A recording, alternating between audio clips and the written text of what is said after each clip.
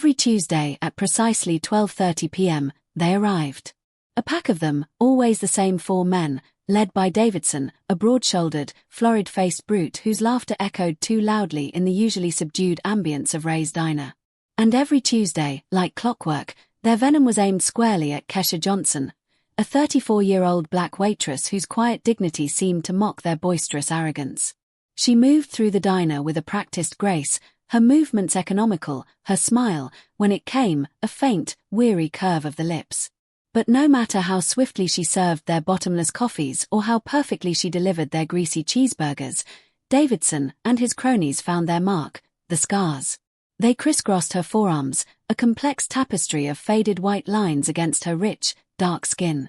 Some were long and thin, others a jagged constellation of pinpricks and deeper gouges. They were old, undeniably, but their presence seemed to inflame Davidson. He'd point with his fork, a greasy glint in his eye, and sneer, "Looks like someone had a rough time in the hood, eh, Kesha? Or did those come from a domestic dispute, sweetie?" His friends would snicker, their eyes raking over her, stripping her bare with their contempt. Kesha never flinched. Not outwardly.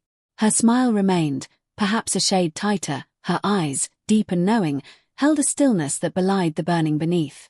She'd simply clear a plate, her movements precise, her voice a calm, even tone as she'd ask, "Can I get you anything else, gentlemen?" Each week, the comments escalated. They'd speculate about her past, about her kind, their words laced with a casual racism that felt like a slap. Must have been quite a story behind those.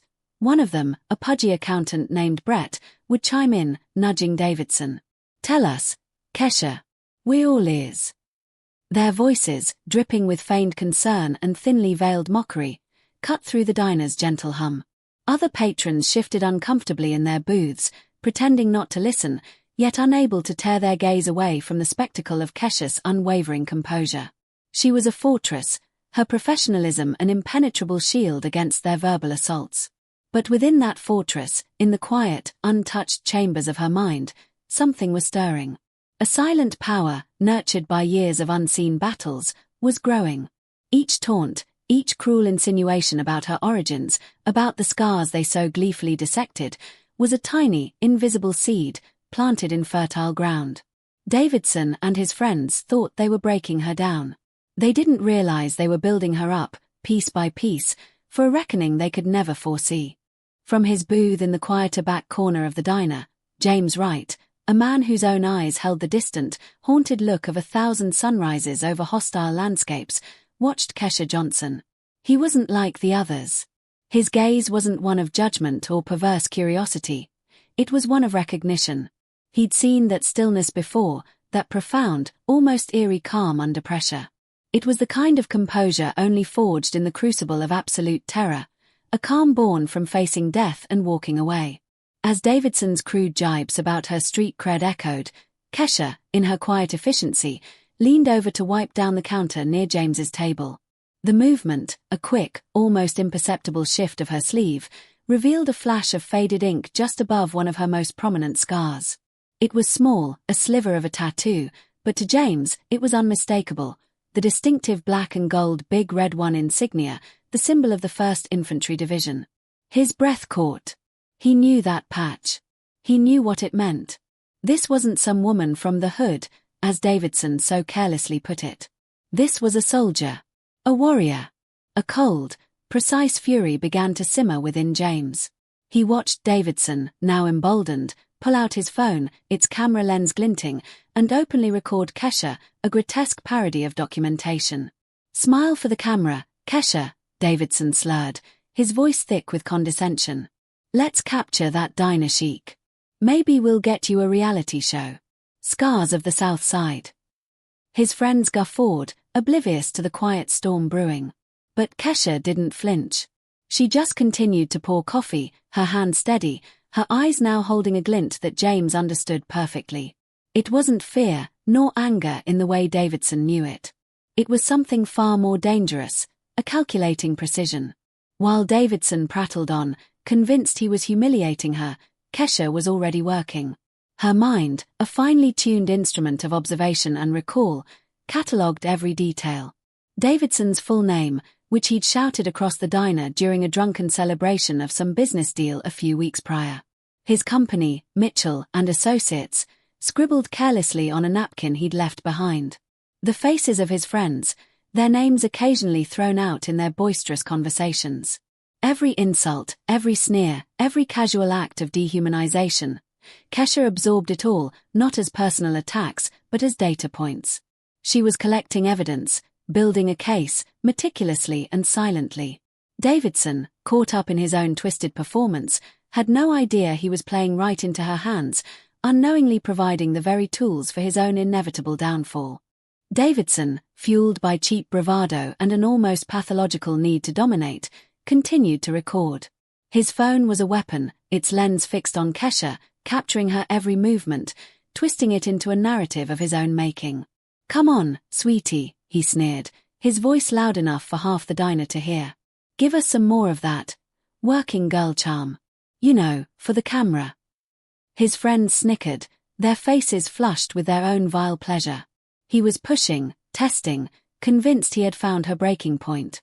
But Kesha simply offered a cool, almost imperceptible smile, a smile as sharp as glass. "Oh, I'm quite used to cameras, Davidson," she said, her voice cutting through the noise with an unexpected clarity. "They tend to follow me when I'm being awarded medals. For bravery. In combat." A hush fell over their table, then spread outwards like a ripple through the diner. Davidson's phone wavered, his smile freezing. His friends exchanged bewildered glances. He opened his mouth, no doubt to retort with another crude joke, but Kesha didn't let him.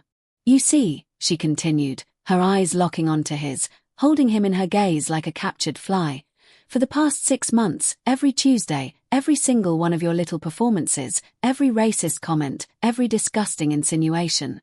I've been recording you." Davidson scoffed, a desperate, hollow sound. "Bullshit. You ain't recording nothing, Waitress. You're just trying to save face." "Oh, but I am," Kesha countered, her voice dropping to a near whisper, yet it somehow filled the entire space, drawing every ear. Her hand dipped into her apron pocket, emerging with a small, unassuming device, barely larger than her thumb. "And not just your witty banter, Davidson. I've got your confessions." His face paled, the florid flush draining away. "Confessions? What the hell are you talking about?" Without a word, Kesha pressed a button. The diner, which had been holding its breath, was suddenly filled with Davidson's own voice, clear and sickeningly familiar. "Yeah, so we just tell 'em it's downsizing, but really, we just need to diversify the payroll, if you catch my drift. Less, darker shades, more team fit. Mitchell and Associates. We make it look clean. No paper trail. Just good old-fashioned performance issues." The voice continued, listing specific dates, veiled references to companies, details of how Mitchell and Associates had helped clients illegally fire black employees. Brett, the accountant, was heard chiming in, his voice jovial, discussing creative accounting to hide the patterns. It was a cold, clinical dissection of systemic discrimination, laid bare in Davidson's own words. His face, moments ago sneering, was now a mask of pure horror. The video he was recording, meant to humiliate Kesha, was now capturing his own undoing. Every detailed slur, every boast about their illicit business, every casual reveal of their deep-seated prejudice, was suddenly, sickeningly, real. And irreversible. The video Davidson had so confidently recorded, meant to be Kesha's public humiliation, became the instrument of his spectacular undoing. Uploaded by a horrified bystander who witnessed the entire scene unfold in Ray's diner, the footage, now paired with the searing audio of Davidson's own confessions, spread like wildfire across every social media platform. Within hours, Kesha Johnson's name, linked with 1st Infantry Division and Navy Cross, a detail that quickly surfaced from deeper dives into her public military records, became a rallying cry. The contrast was stark, horrifying, and undeniable. A decorated black veteran subjected to casual, insidious racism in her own workplace. Davidson's phone, once a tool for his cruelty, became a merciless harbinger of his collapse. The incessant buzzing was no longer from new leads or casual banter with his cronies. Instead, it was a relentless barrage of calls from furious clients severing ties, their corporate reputations suddenly tainted by association with his exposed bigotry. His face, once flushed with arrogance, now contorted with panicked disbelief, grew paler with each vibrating notification. Then came the call from his wife, her voice cold and unyielding, delivering the final, brutal blow. Divorce papers were being filed. The carefully constructed facade of his respectable life, built on a foundation of prejudice and deceit, was crumbling around him, brick by brick. The federal investigation, triggered with swift precision by Kesha's meticulously recorded admissions, quickly unraveled a network of discrimination far more extensive than anyone had initially imagined. Mitchell and Associates, Davidson's seemingly legitimate consulting firm, was revealed to be nothing more than a sophisticated front for orchestrating illegal firings and discriminatory hiring practices. The sheer scale of their operation, spanning multiple states and affecting countless lives, sent shockwaves through the corporate world. The legal hammer fell swiftly and decisively. Mitchell and Associates was shut down, its assets frozen, its dark dealings brought to a grinding halt. Davidson, stripped of his power, his wealth, and his public standing, became a desperate, pathetic figure. Facing decades in prison, he was forced to cooperate with the authorities, spilling every detail of their operations in a desperate plea for a reduced sentence. The man who had once reveled in others' humiliation now found himself in the humiliating position of begging for mercy. Brett, his loyal accountant, lost his license, his career, and his reputation, entangled irrevocably in the web of deceit he had so gleefully helped weave. Justice, though sometimes slow and often imperfect, had found its moment. It wasn't just about Kesha anymore. It was about every person Davidson and his kind had quietly, systematically, discarded. The scars on Kesha's arms, once symbols of an unknown past that Davidson had used to torment her, now served as stark, undeniable proof of a resilience that had ultimately brought a bigot to his knees. 6 months later, the quiet, unassuming waitress named Kesha Johnson was no more. In her place stood a formidable, widely respected advocate. She had emerged from the crucible of public humiliation and legal battle not as a victim, but as a voice, a clear, resonant voice for veterans' rights and for those who suffered the insidious sting of workplace discrimination. Ray's Diner, once the stage for her weekly torment, transformed. It became a quiet place of pilgrimage for veterans, a silent testament to the power of one woman's resilience. People would come, order coffee, and simply sit, looking at the booth where it all happened, a shared understanding passing between them and the staff. Kesha, despite the burgeoning fame, steadfastly refused the glare of the national spotlight. She turned down lucrative book deals, prime-time interviews, and reality show pitches. Her focus was not on celebrity, but on impact.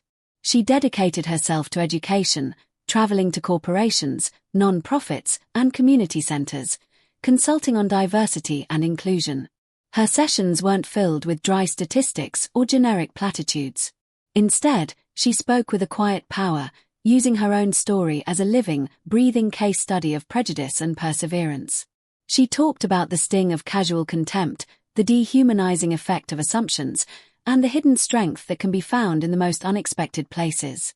The scars on her arms, once a source of Davidson's cruel amusement, became symbols of her past, yes, but more importantly, of her triumph. They were not reminders of pain, but of battles fought and dignity maintained. Her story became a beacon, illuminating the quiet courage required to stand firm against prejudice, to transform humiliation into a platform for change. It forced the world to look beyond superficial judgments, to confront its own biases, and to learn to truly see and respect every individual, regardless of their background, their profession, or the visible marks they carried. Kesha Johnson, the waitress with the mysterious scars, had woven a new narrative, one stitch at a time, compelling a broken system to mend, and reminding everyone that true strength often lies not in power, but in unwavering grace.